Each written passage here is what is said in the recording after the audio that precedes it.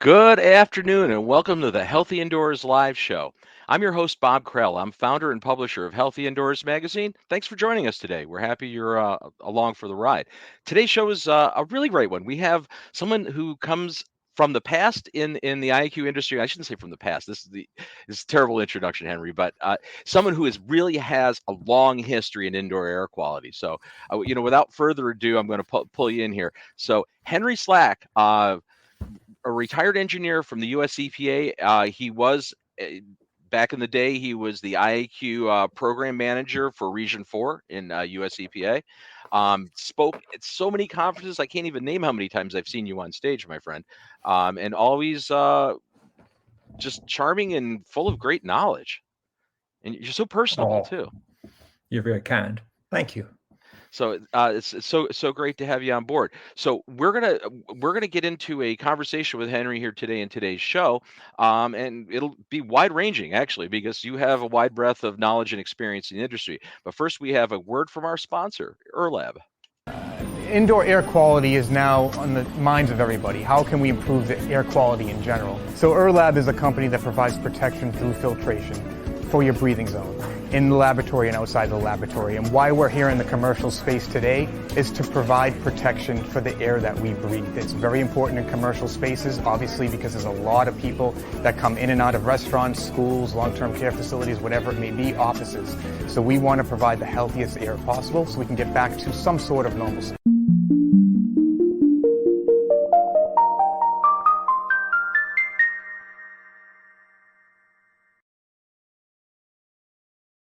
And there we go. Now we're official.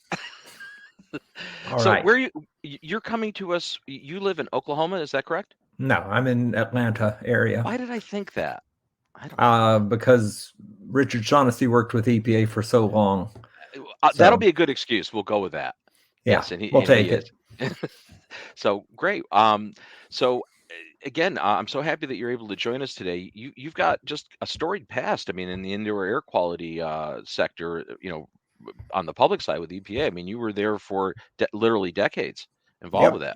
that. Yeah. And you're retired, but sounds like you're not that retired from our pre-show thing. What have you been Yeah. up to? Well, with COVID, I have done more indoor air for school buildings, trying to figure out what the heck is going on, and do they have enough outside air? As probably every listener knows, there was a choir rehearsal in Washington State, March of 2020, where one person came in sick with COVID. He sang or she sang for 2.5 hours with 60 other people in the room, and 50 of them left with COVID, which to me is definitive proof that yes, this stuff is airborne. And if you're in a space without ventilation where you can produce a lot of particles, then you will produce a lot of particles and other people can breathe them in. So we need ventilation air and or filtration to help manage it, and or possibly UV. So, I guess since we're going down the path of the schools right now, we might as well run with that for a sec. And since it's very timely because many of the schools in the South in the U.S. have already opened, right? They began classes Yes. a few weeks ago, and here in the North, it usually happens almost immediately after Labor Day, after this weekend. So next week, most of the rest of the schools in the United States will be open, correct? For the most part. Probably. Yeah. So If they're not closed for quarantining or other well, okay, problems. yeah, and that's see, there's a factor right there. Um, what, boy, this is a loaded question. What do you think we should be doing, collectively here to make these school environments okay to reoccupy? It's guess what we're really at all cost, I believe. We want to try to avoid school closures again because that's not desirable. Yeah, So and how, what how do we avert that? we need 3 to 6 air changes an hour, depending on who you talk to and what numbers you like. But I've seen as low as 3 and as high as 6 ACH as necessary, and you can do that either by actually having outside air, as one school I visited did, or you can do it just by air cleaners. Another school I visited had recently installed it's a small private school, 60 or 70 students, and they'd recently installed wonderful mini splits throughout the building. So every classroom had a mini split, which is tremendous for efficiency and terrible for outside air. They essentially were bringing in no outside air. They had no filtration. And so I was able to say, well, get these, forgotten the number. I think they needed 15 to 20 HEPA air cleaners in each, in the building throughout, 1 to 3 in each classroom, depending on how big the classroom was. So with a clean air delivery rate of around 200 CFM. So they're not too noisy and they're not too expensive. And that was by far the cheapest thing they could do. What they're doing in lieu of actually doing air changes, they're doing air cycles, right? And filtering the air. Yeah, but it's effective air changes because the air is cleaned. And that's the crucial thing for COVID. And again, but that, I think one thing to point out though going forward is that strategy for COVID, for an aerosolized virus, obviously is a great strategy.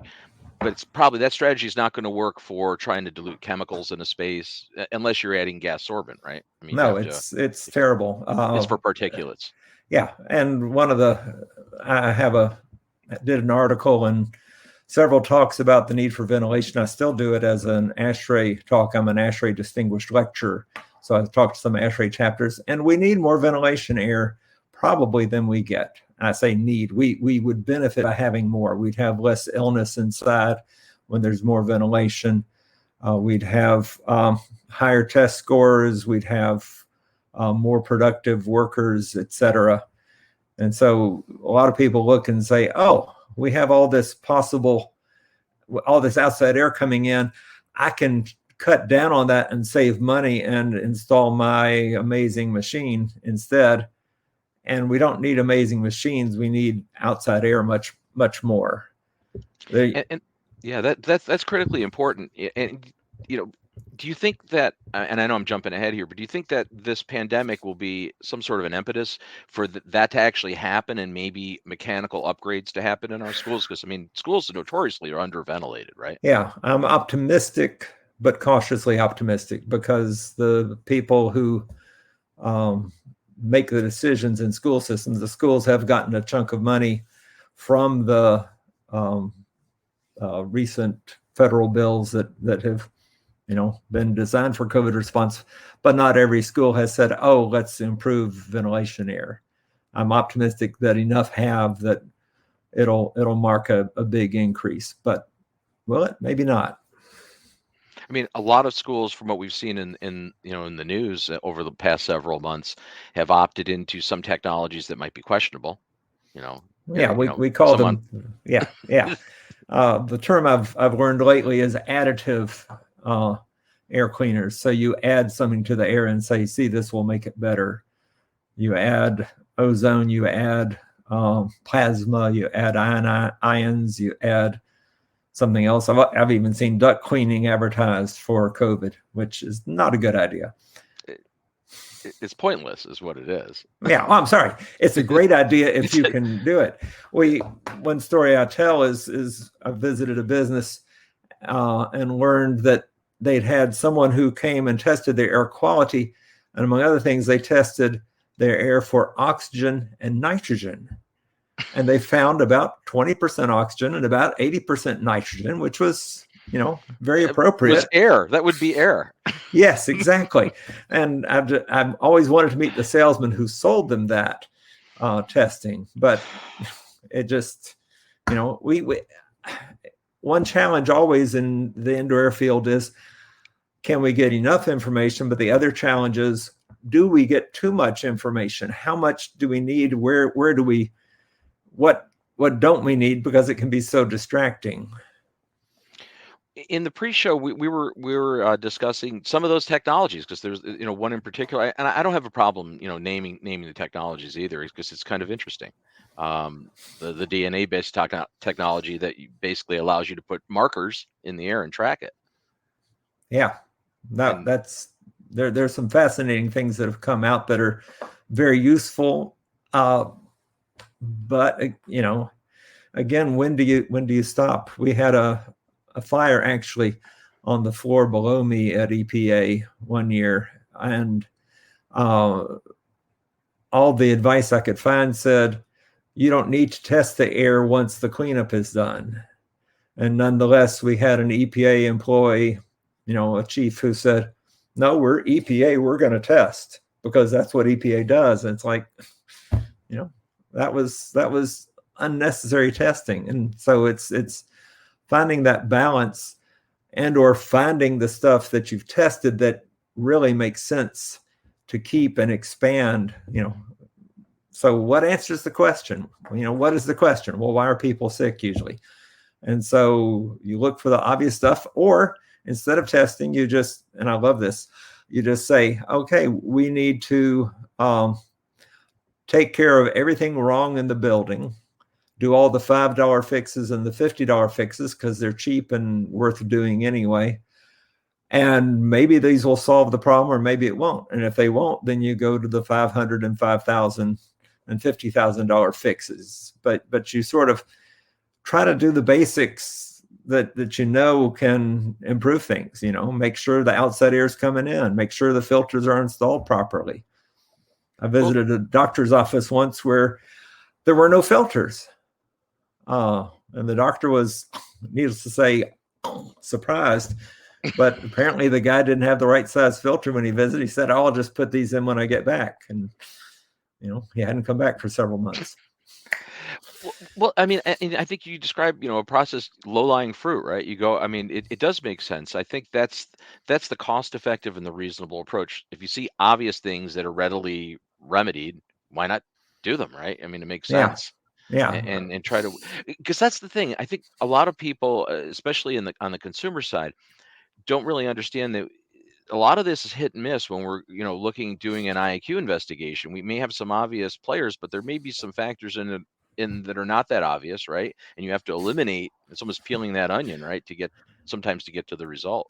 One of the great things at EPA is I got to speak to a lot of people in the public, and one of them, this woman called once. She wanted to test the air. We had to come test her air because this man kept putting stuff in her basement, and she wanted to know what it was and so on. And eventually I asked, well, why don't you talk to the man? Who is he? And she says, well, it's my husband. And she wanted the government to come out and spend thousands of dollars on testing, which we don't do anyway. Sure. We don't have that budget. And I also apologize. I am so used to saying EPA as we, but which EPA does not do. Well, you can say, I mean, you were with EPA for so many, how long were you with EPA? 27 years dealing with indoor air. I can see how that would actually stick and you'd still feel we. Yeah. It seems reasonable. Very much. Well, thank you. But I'm trying to break myself of the habit. But EPA was really great experience for me, in part because we didn't test. We had no regulations. And so this allowed us to help all sorts of people who could not afford testing. And testing wouldn't necessarily help. A lot of times they could identify the problem. Oh, there's mold here and the landlord won't fix it. And so I'm like, well, you don't need to test for mold. You can see it. It's there. There's got to be a solution besides testing. Well, it makes sense. I mean, I guess, one of to me, and some of the other guests we've had discussions in the past about testing, especially with mold, to me, it only makes sense to perform testing if the testing is going to affect what your actions will be afterwards. Right? Absolutely. Right. Like if if you visibly see a problem, you can see gross mold contamination on a space. Will the testing change your strategy? Yeah. And if it won't, then why are you doing it? I'd like to tell two little stories. One, I talked to a woman whose name I cannot remember, as often happens, but she had specialized her indoor air firm for Fortune 500 companies. And she was in Atlanta, and so we could name Coca-Cola, Home Depot, other, other big businesses.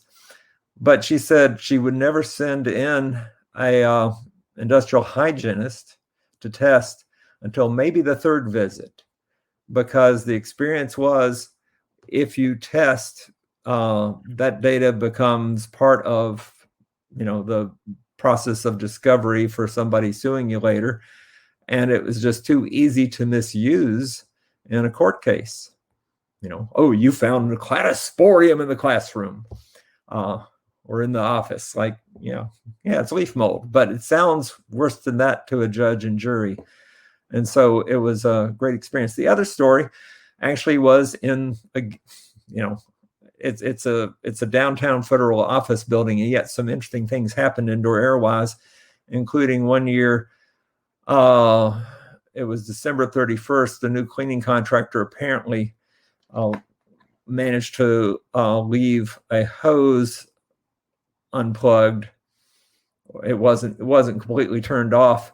And so over New Year's Day, water ran down 14 floors or so. We found out the building is slightly tilted, not quite level, based on the water flow. And to their credit, General Services Administration, which runs federal buildings, did not come in and test for mold. They came in with a moisture meter and went around testing the walls in different places in order to say, this section of wall is wet, so wet it needs to come down. This section of wall is dry enough, we'll leave it up. And that was just wonderful. They literally saved hundreds of thousands of dollars of testing and protected people pretty well.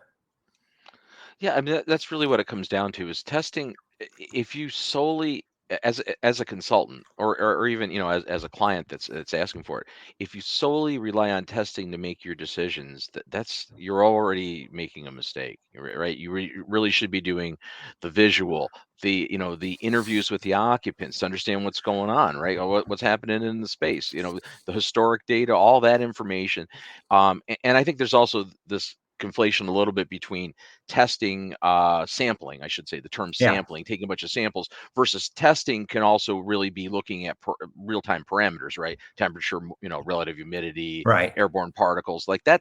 To me, those are standard practice. You should come in and that's frontline. You come in, visually assess, and then use some direct read measurement equipment to see what's going on, right? Well, you also use direct read measurement equipment because people are expecting that. We grew up, okay. Many of us grew up with Star Trek, and Mr. Spock beams down to this. Yeah, this is a tricorder now. Do you have one? Oh, well, tricorder. I guess I'd love a tricorder. Not a genuine one, but you beam down and Mr. Spock says, "Atmosphere is Earth normal, Captain." And I always wonder, what the hell does Earth normal mean anyway? But beyond that, you'd think they'd want that information before they start breathing down there and go, "Captain, there's a problem with air." But we need a piece of equipment to walk around with so they know we are serious scientists. We can't all be Joe Steebrook, walking around with what did he carry for a while? Or was it Terry Brennan? He had a cardboard box, didn't he, with a digital manometer? That was his bolometer unit. That may have been it. But somebody has walked around with a ice pick so they could draw a sample from the other side of the wall without making a big hole. Like, yeah, that can be appropriate, but it's probably not something you want to do the first time you're with the client. You want to walk around and be looking at this piece of equipment instead and saying, and then they know you're serious. Sorry. No, that's great, because you know what? There's some truth to that, Henry. I can't deny that there is a P.T. Barnum aspect to this industry, and probably every industry, a little bit. There has to be. Well, but you also do glean some value from that data if you know what you're doing with it. Yeah, absolutely. But it's how you get taken seriously, even though what, as any good practitioner would say, what we are really doing is using our eyes, using our nose, using our ears sometime to try to get a sense of what's going on. I mean, you can hear when belts are slipping often and motors are misfiring, and stuff being silent that shouldn't be silent is a big clue to, maybe this isn't working right. Although there's also a classic story where they were checking a radon system that had been installed 15 years earlier, and they said, "Oh, we know it's working. You can hear the fan." And then when they investigated, they found squirrels had been filling in the radon pipe with nuts and other debris. And so it wasn't moving any air, but they could hear the fan. Maybe they could hear the squirrels too. Yeah. So you have to, look at everything and don't just assume it can work. And this is EPA, again, something I love is the IAQ Tools for Schools Action Kit and the checklists they have, which make it possible to walk around and say, well, is this going on? Is this going on? And it really gives you a thorough idea of, oh, here's something that's screwed up. Well, that raises a good question too, Henry. So you mentioned, EPA, doesn't do testing and didn't, historically hasn't done testing, but EPA has created some guidance documents, quite a few over the years. The Tools for Schools kit was one that's been widely used literally for decades. But that was actually its precursor was the Building Air Quality Manual, correct? Yes. Yeah, So, absolutely. and that was, I guess, was originally penned in like 89, 90, right? That's right. Well, I started at EPA in 91, so I think we kept hearing, oh, it's coming, oh, it's coming. I don't think it came out till 92 or 93. Okay. And so that's that's interesting because like back in the day, I mean, I used to teach classes on that, and we many people in the industry kind of honed our teeth on that. That was that was one of the first. That really was one of the first indoor air quality documents that we could wield, right, and walk around with, Yeah. and it had an EPA logo on it, so there was some credibility there. Good document. So is that still applicable today? I hope so. I mean, one of the things which was always frustrating at EPA is like, oh, there's a big problem. Well, it'll take us, 3 months to draft the guidance document or 3 months to get a contract for somebody else to write it. And then, EPA was slow and ponderous, but I'm very proud that time and time again, we did work that lasted, for decades. Nothing slipshod, nothing flash in the pan, and just always going back to the basic principles. So, certainly, I guess, there's technology. Obviously, we've had technological advancements since that book was authored in the 90s. But I guess the principles still hold true. I would agree. Very much so. It's sound science principles that it's based on. I guess the photos would have to be updated a little. Some of them, yeah, maybe. But that's one other thing that your listeners may not know. EPA has photo libraries and in building air quality and the I can't think of the name now, but EPA has some lovely pictures that are in the public domain you can use, and sometimes there are even nice documents where you can see the air flowing, this arrow going here, and so you can show positive and negative air pressure. And that's very important when you're doing education and trying to help people get it, what the hell is going on. Yeah, that's super valuable. I think, especially those animations, because now the Building Air Quality, that book, that was really geared toward the commercial building management, right? That really wasn't a consumer document per se. Not at all. Yeah. And again, Tools for Schools kind of took that and expanded it to the school environment, which obviously is a little bit different. You believe, you mentioned earlier that you think all schools could benefit from enhanced ventilation, which I would completely agree with. We had one of our listeners commented here. This was about the mini split comment, because you've seen a lot of mini splits being put in, and unfortunately, mini splits are, for the most part, only going to deal with sensible heating and cooling. There's going to be some moisture removal. They're capable, to some extent, so you get a little bit of latent removal, but you're not bringing any air in with those things. They're just a recycle type device. Yeah. So the comment was from Terry was mini splits also quickly and easily develop mold and spread the mold and particles around the space. Mini splits also don't have anywhere near a MERV 13, let alone HEPA filtration. Yeah, absolutely not. Yeah, they actually have just little teeny, usually little pad filters on them, right? Yeah, MERV 1/2 probably. to MERV 0. The MERV 0. Yeah, these are, everybody knows the salt cellar trick where you hold the filter out and bring the salt shaker up and shake salt, and you watch it go through the filter.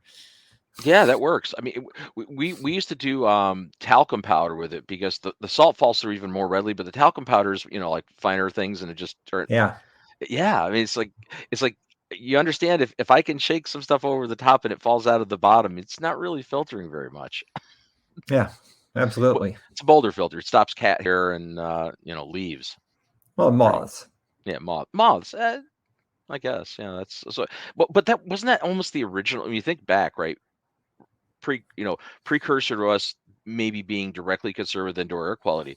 Filters originally were just to keep moths and things out of the coils, right? Right. Mm. And fortunately, we've evolved since then significantly. And also, fortunately, at one time, ASHRAE had 3 kinds of filter tests, and they realized that people were saying, look, our filter is 99% effective based on this test, and people didn't know that was not the right test. So they condensed it down into MERV system, which is just wonderful. And now everybody can understand it, even though they're thinking about MERV Griffin or something else. You're dating both of us because obviously I know who Yes. MERV Griffin is. Yeah.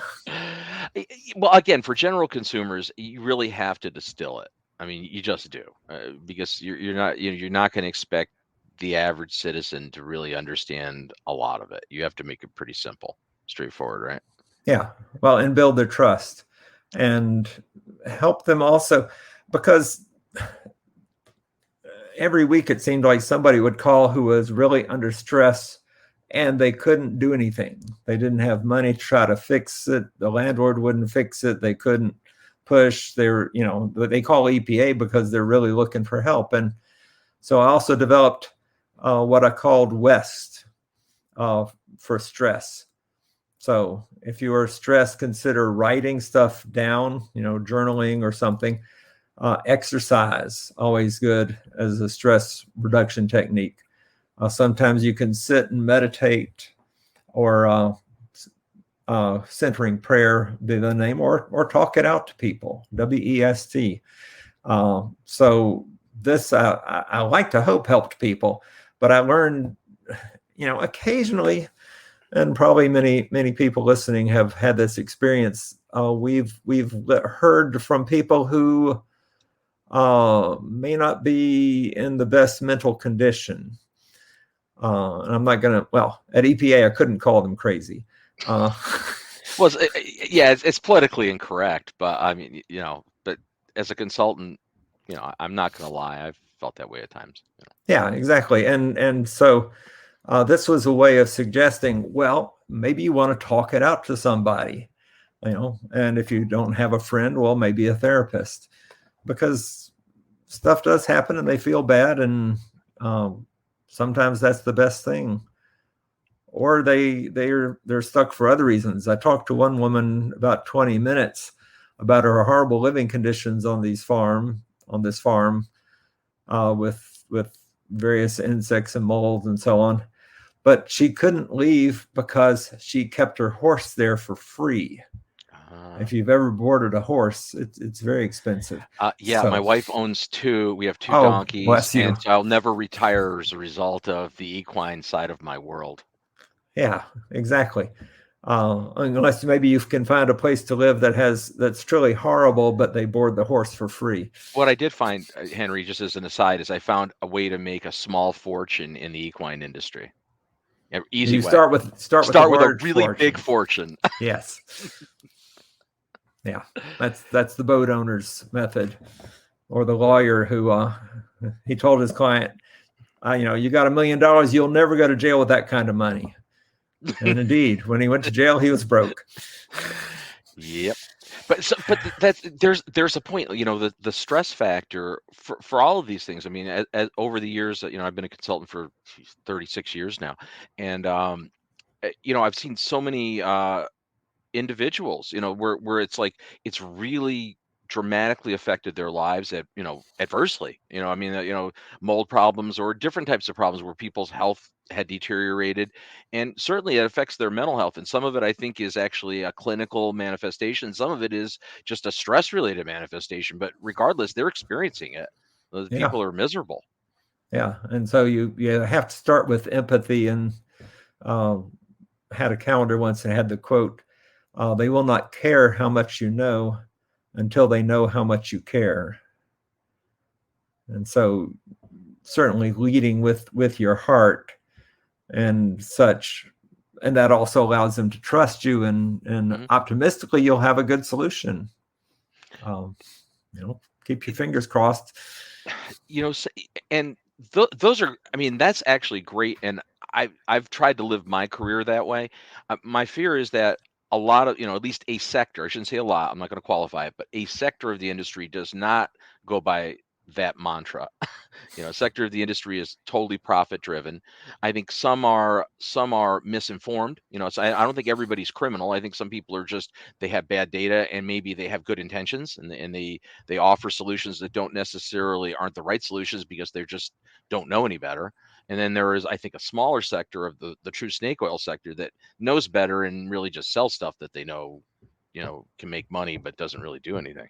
Yeah, and that was the ozone generators in the 1990s that truly bedeviled EPA. Just ozone machines were making people sick. And I had a woman call once. She had done one of their classic tests that they learned to demonstrate. You cut an onion, pass it around, and then you hold it in front of the ozone machine for 5 minutes and talk, and then you pass it around again. They can't smell anything the second time. And they say, that's because the ozone's there. But in reality, it's because the airflow was drying up the odorizers, shall we say, the scents from the onion. And she said, well, I did this, but I forgot to put the ozone plate in the machine, and it still worked. And funny how that worked. Yeah. She didn't quite make the full connection. But yeah, the leaders of that were definitely, I don't want to say smarmy. I'd like to find a synonym that's not quite as bad. But they were quite capable of misleading information. And you want to help out your friends and make a little money on the side, and this is a great device. And they created an army of people actually mobilizing and marketing this stuff who truly believed it worked. Yeah, I think many of the people that were on the ground selling this stuff really thought they were doing something good. I don't think they had ill intent at all. Yeah, no, which is scary. Yeah, well, it's scary that they were as easy to manipulate as that. But they're still. I wish that ozone generators had worked the way they said, and I wish that a lot of other technologies worked as well as the salesman says, but they don't. Well, there's limitation. Everything has a limitation. There's no. I think the problem is, and maybe this may be a global issue psychologically, but at least as Americans, we want a solution that we can just, this is the solution. This is the end all answer to our problem, and it doesn't really work that way, does it? I wish it did, but we live in the real world, and things are much more complicated. As the science paper I read once said, under the most carefully controlled settings of temperature, humidity, and pressure, and so on, the organism will do as it damn well pleases. We do not control these things nearly as well as we think we can. So we look for broad strokes, and I like the healthy homes. Keep it dry, keep it bug free, keep it clean, etc. As nice, big, easy to understand things. Well, simple. And I think that what we just mentioned here is a great segue to things that we don't control. And we'll talk about the outdoor environment and how that affects the indoor environment. I want to remind our viewers who are here live that on the Healthy Indoors online global community, you can actually post comments and questions, and we can take those live with Henry right now. Or you can post them after, if you're watching the show at a later date on the recording. And I'll implore Henry to once in a while check back and look for comments, and maybe still respond at a later date. That's the great thing. Your comments, if you post them in the comment section rather than the chat, it'll actually stay there indefinitely. So that's good. So you've been involved with climate change issues. Yes. The one thing I saw this one phrase you use, global weirding. You've got to Hmm. elaborate on that for me. Yeah, it's a phrase I heard from I think her name was Hillary Levins. But what we're going to be seeing much more of in the future is weird weather, and what happens outside comes inside. My old boss at EPA used to say indoor air is as big as all outdoors, which was a wonderful way to think of it because, damn it, everything's inside. But especially stuff from outside air gets inside. And right now, out west, there are wildfires. You may have seen that an air cleaner company donated $6,000, $60,000 worth of air cleaners to a town in Washington State that has the worst air quality of anywhere. So we've got to deal with wildfire smoke for the first time in many places. We've got to deal with more flooding. We've got to deal with excess temperatures, which is like, well, is that really our job as indoor air? Well, if you're prescribing something to happen on as part of the HVAC equipment, well, then yes, you do worry when it goes to 110 or 115 degrees outside. What does that mean? What does that do to you? And so climate change has huge effects on what we're trying to do to create healthy environments indoors. And for that matter, you may have the best building in the world, but if people can't get there because of flooding, because of other disruptions, look at the things in New Orleans now. You could have a truly wonderful building in downtown New Orleans that has no power and no, you're just dead in the water. Well, I mean, that brings up a big question about designing, with resilience in mind and being able to, because we are going to have, even if we were to pull out all stops, and I believe, and do every bit of mitigation we can to try to avert the climate change issue, we can't stop it. The best we can probably do is slow things down. Right. Yes. I mean, we're never, because there is, first of all, behind that, there is a natural cyclic change over 50,000 year, whatever cycle. You do have gradual climate change. We've accelerated it with our carbon emissions the last 200 and some years. So we could slow it down, but obviously we've got almost all of our structures on the coastal, and the bulk of our population lives on water or near water, and that's true of the planet, right? Almost, I think, 70% of the world's population lives somewhere near coastal areas. That sounds right. And I paraphrase the number, but it's a pretty high number. So, if we start rising the tides a little bit, this is going to affect millions upon millions of people. Right. So, and they're going to be coming uphill to places like Oklahoma and Atlanta and, Well, yeah, Miami's going to be Atlantis in 50 years. Very likely. And some places we can protect well with seawalls and so on when they're built on granite, but if they're built on mud, it doesn't help. Miami's big problem also is that seawater percolates into their freshwater supply, and so that's I mean we're in for a world of hurt is the problem. And so I'm working with this group called Citizens Climate Lobby to try to prevent all the problems we can and get Congress's attention. But what I want more people to do is just say, yeah, climate change is an issue. Let's talk about it. And I'm going to mention it to my county commissioner or my city council member or my next door neighbor. We literally, for this, it's the biggest problem in the world and we're not even talking about it regularly. So we've got to talk about it to address it, which will make the oil companies mad, but that's their problem. But and what you're suggesting here is that not only do we have to try to deal with it from the top down, but from the bottom up, right? From local up, because I don't think there has been very much of a push on that regard. But think about if you are designing a building or your own place, think about, let's put solar on the roof and get a battery so that even if the power lines go down for a week, we will have some power. I can keep charging my cell phone. I can keep some sorts of I can keep the refrigerator going without having to go out and search for ice from the neighborhood. businesses. I can, we can do a lot of things with a little bit of solar and some battery backup to make our buildings usable and healthful. And this is with existing technology. This is that we don't have, this is just a mental paradigm shift more than anything, right? And just Right. how we view these things. And it amazes me that here we are in 2021, and we're 25 years into some severe weather events. They've been progressively getting worse. It's been about that's to my recollection.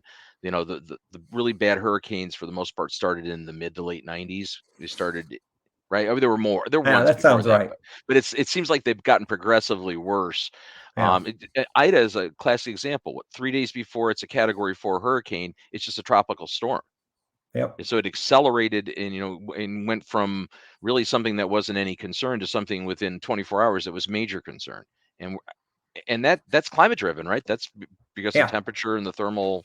The heat of the water in the Yeah. Gulf of Mexico. And it's going to take a while for that to be able to cool down, even if we were to change things instantly. But we badly need to change as quickly as we can. And it's tough. But we've got, I mean, the short answer is there's nothing you can do that's wrong that'll help. But don't think, well, gee, I changed this, that's all I have to do. No, there's always more to be done. And the biggest thing to do, though, is get other people to talk about it. And improve buildings. Buildings are a huge source of, right now, fossil fuel derived electricity and natural gas. So think about electrifying buildings if you're in charge of a building, and think about how you can tighten it up. And if you can get a zero energy building, that's great. The new ASHRAE headquarters, they renovated a 40-year-old building and made it zero energy, which is, my hat's off to them. Mm-hmm. It's so doable. I mean, honestly, I was involved working along with an architect quite a few years ago, in 2009, for a local parade of homes property here in Syracuse. And the builder was a friend of mine. He wanted to try to go net zero, and I have to call this house Darth Vader green because it was a 4,800 square foot house. So that's already not really a green house. Nobody needs a 5-bedroom, 5-bathroom house. I mean, I'm just saying, realistically, and it was a colonial design, so it had a lot of wasted structural material and attic space. But the point is, we were really able to get this property to net zero, or really close, Right. near net zero, with PV solar array on the roof, plus vertical wind turbines, plus ground source geothermal, 2 different heat pumps, one for domestic hot water, one for heating and cooling. And all that stuff. It actually got this house down to maybe a $50 a month max energy cost for a 4,800 square foot house in central New York. Which is wonderful. And they've done It's doable. other houses. Yeah, it's doable. EPA's own green energy program, Energy Star, has, you can build a standard house, or you can build a house that uses 25% of the energy, according to, using Energy Star methods. And it doesn't cost significantly more, but your bill is a quarter of what it would be otherwise. And that, because it's a quarter of what it could be, then you can put on solar panels on the roof and essentially be zero energy. So that's critical. I find it, what's honestly, what really kind of upsets me, I'm going to use the word infuriates because that might be a little strong. Sometimes it does. It depends on the time of day. Sometimes I am infuriated by it, is that we have this technology. Why are we not putting solar panels on almost every building? Like, we could reduce our fossil fuel electric generation substantially just by having a lot of solar PV. We couldn't replace it with that, but we could certainly diminish the use of it. And I just don't. It doesn't seem like the I don't even the will is there to do it yet. It's real hard for us to get rid of sunk costs. Now that I have, when I first bought an electronic phone that didn't flip open and close, it's like, oh, okay, this is a sunk cost, and now I have to do things to justify it. And if, the old adage, if you have a hammer, every problem looks like a nail, because that's your only tool. And so our power companies, if you had people in your class who went to work for a power company, it wasn't because they were clever and innovative and, thinking outside the box. No, people who are Kind of less they're creative. they're between the lines. They like power company work because it's very clear and straightforward. And now we're asking them, oh, don't go from the central plant. Let's go for 500 rooftops instead. And they're like, well, wait, and it's not in their general skill set. So there's a lot of other things that have kept us from moving forward on climate, but truly buildings are the hugest thing. And one of the things I appreciate about green building programs is for the first time, builders actually paid attention to IAQ. 15% of lead points were IAQ points. And that was a hell of a lot better than we ever had before. When what we heard at EPA informally was that people involved in buildings were saying, we're not going to support any programs that would improve indoor air in the building because that would say we're doing something wrong now. And they really didn't want that people to be thinking that at all. Well, in the pushback, because I'm even thinking back to 2009. I was, on this local construction site for a few months as the IAQ guy, the green building guy, and that was when the National Home Builders first came out with their green building program. So we were trying to be the first Emerald house in, I think, in New York. No, actually in the country, because it just come out. And but these other builders, because it was a Parade Homes thing with 9 properties. The harassment that I would get there from these guys in 2009, and then the subcontractors coming in and, we're asking them to do things a little bit different. Oh, even the suppliers, they want to just drop the materials out in the lot and let them sit in the rain, for let the OSB sit out in the rain for 3 weeks. Change is difficult. It is. It's not. But we will change, or we will be changed. Well, it's extinction is difficult too, and we've had 6 major extinctions right in the time of this planet, where 70% or more of the life disappeared. It's not like that's just happened before. Change. The planet's going to survive just fine. Yeah. But we do need to take indoor air seriously. The recent UN interpanel committee on climate change, intergovernmental panel, says it's code red for humanity, and we have until 2030 to make significant changes. But the great news is we can make better buildings. Look at, again, I go to ASHRAE headquarters. A 40-year-old building got renovated. Many of us can deal with our houses. There's tons of opportunities available. So there's just we tend to be reluctant to change, and that's hard to get around. But we're fourth quarter, late fourth quarter maybe. I think people don't realize that this is real. And what's unfortunate, that I see is that it's been politicized. More so maybe in the United States than some other countries. I mean, many countries, but it seems like here we've politicized the heck out of it, and to our own detriment. Yeah, and beyond that, fossil fuel companies have been big to say it's your responsibility. You are the one causing this, and therefore, you have to give up meat, for example. You have to give up driving a car. You have to give up flying. And no, that's not what we need. What we need is for the oil companies to take the responsibility to figure out how to cut their own emissions. And, they don't want to do that. We're going to cut their sales. They're not going, but I don't see them doing that because they're not really financially motivated to at this juncture, right? I mean, when it comes right down to it.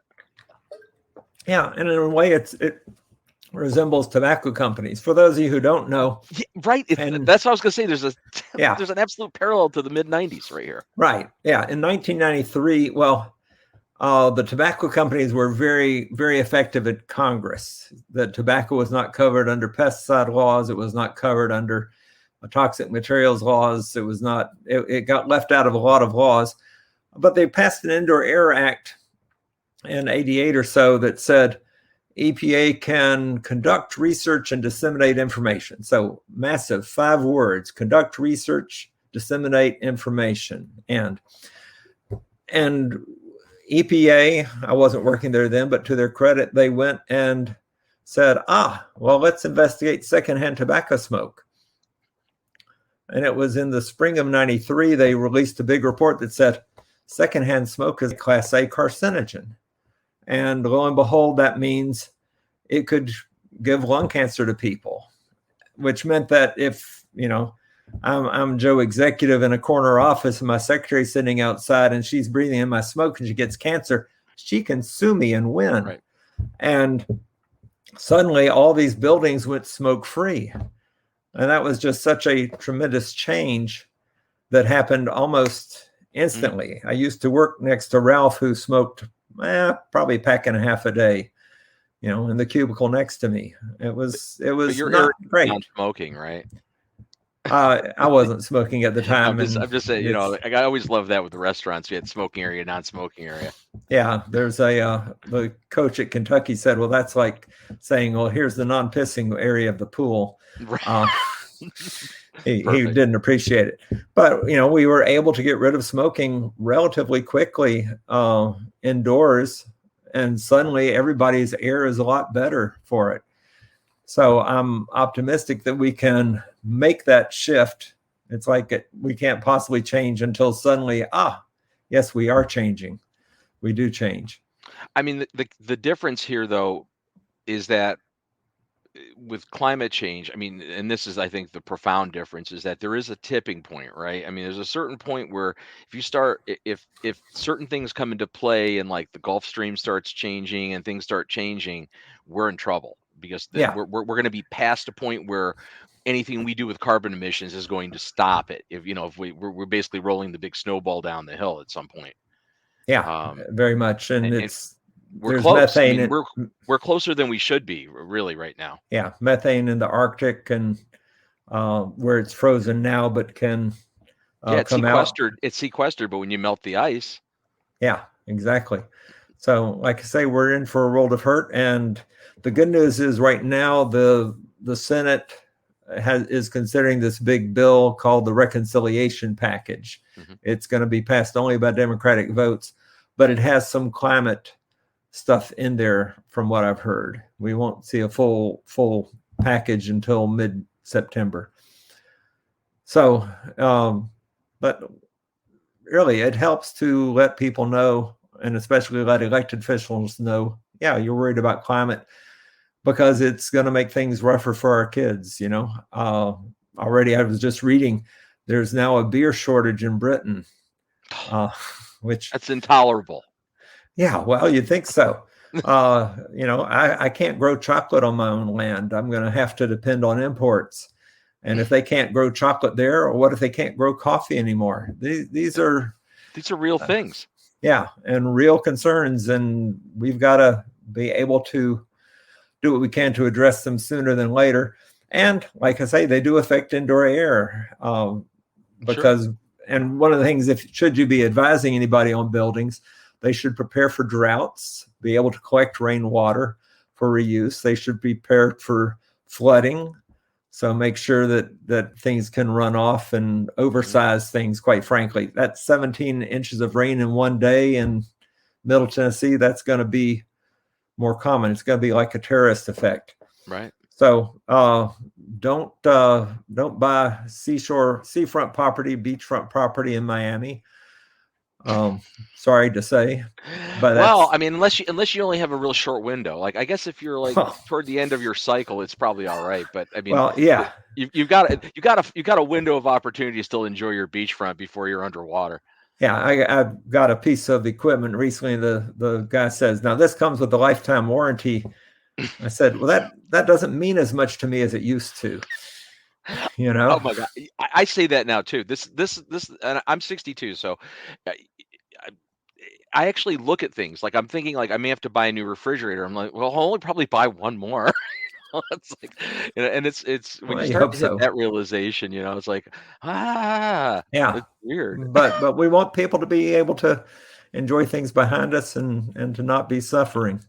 So Right. I that's mean, like the Native American seven generation mindset is really where our mindset should be.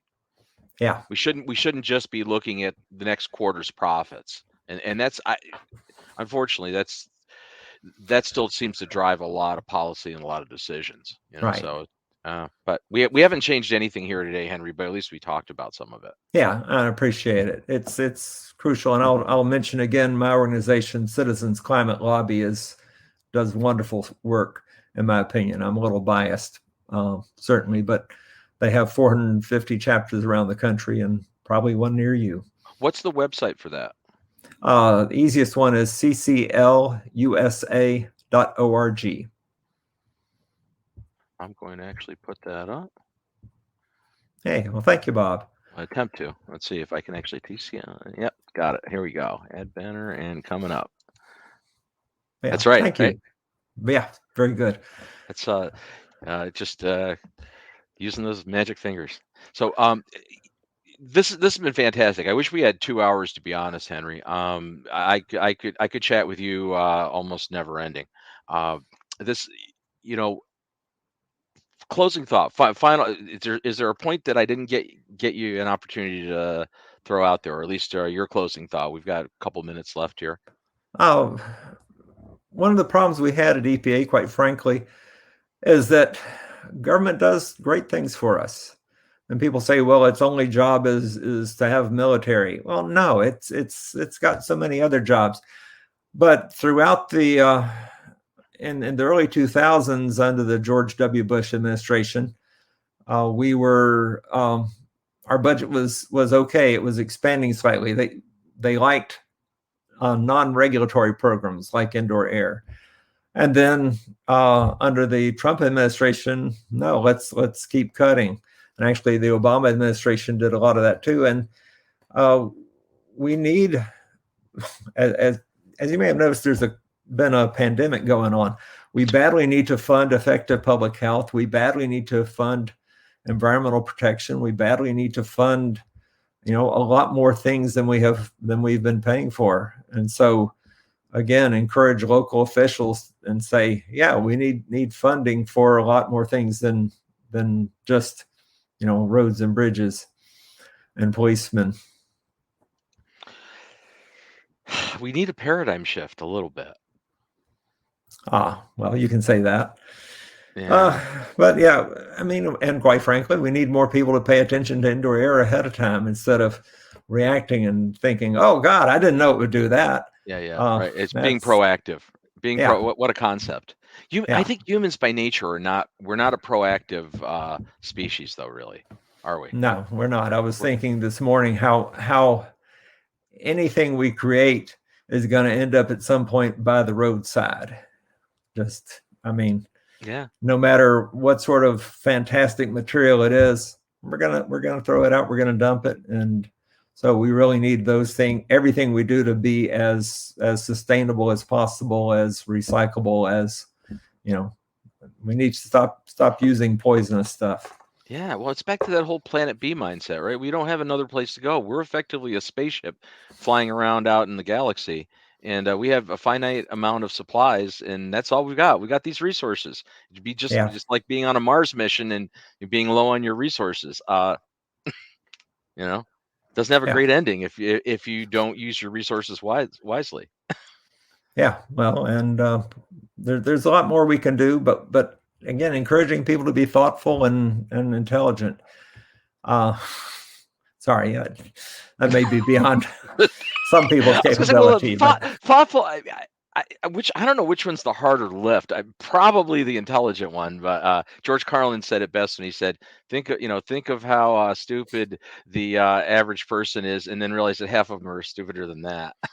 I paraphrased it poorly, but it's true. People, you know what it is? People also, you get caught up in your life, and and we're all guilty of that.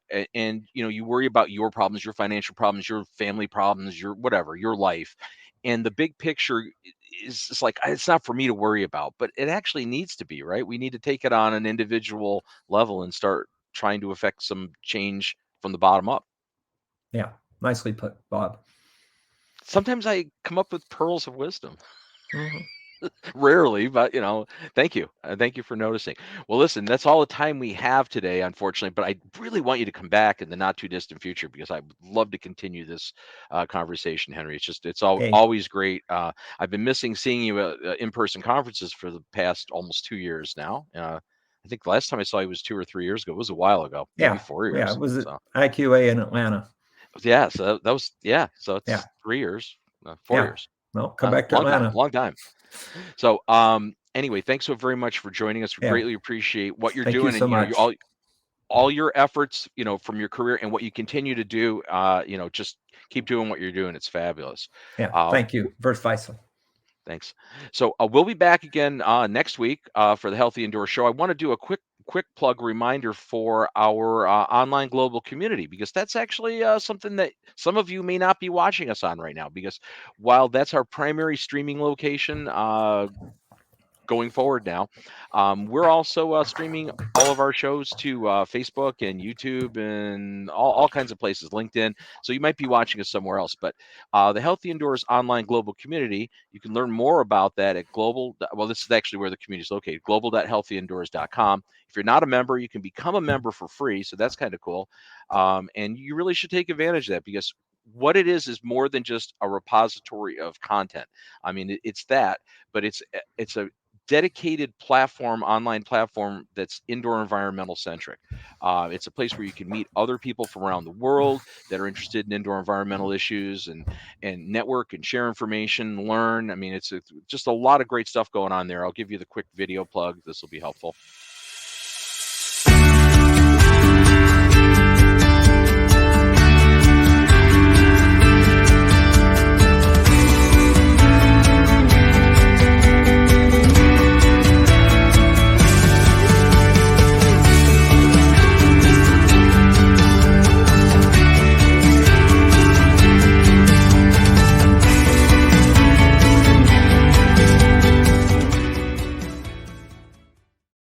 And there it is. So for our guest Henry Slack and myself, I'm Bob Krell.